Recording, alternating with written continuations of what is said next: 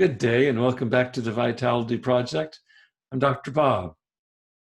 Yesterday we discussed what I called how to prepare for storms, and we're talking about the storm that arises in early recovery from any kind of addictive behavior.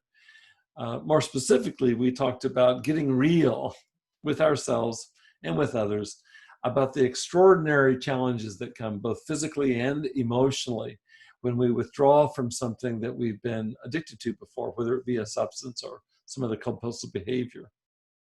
I asked you to recall a time where you yourself felt these early signs, these acute symptoms of withdrawal. In fact, I thought about this later. Anyone who's experienced a hangover of any kind certainly knows firsthand about acute withdrawal.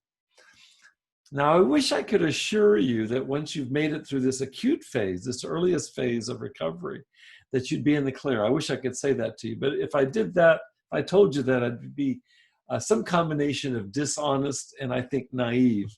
The fact is, acute withdrawal is typically followed by what comes after it, post-acute withdrawal, hence post. Post-acute simply means after acute. So what post-acute withdrawal syndrome, or PAWS, P-A-W-S, entails is quite formidable indeed.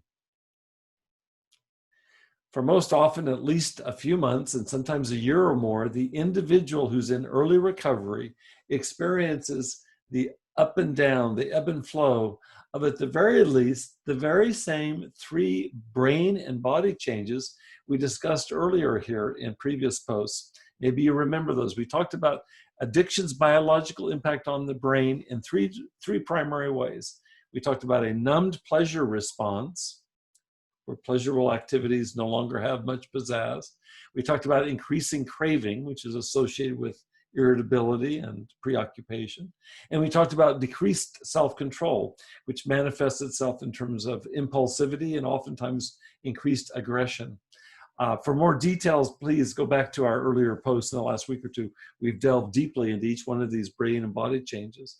For today, what I'd like you to do, though, is I'd like you to examine your experience, again, firsthand if possible, if not firsthand, then secondhand, with the symptoms of PAWS, with the symptoms of post-acute withdrawal syndrome. Specifically, how did these three primary effects that we just discussed before about inactive addiction, how do they continue for weeks and sometimes months, even after the addiction had literally stopped?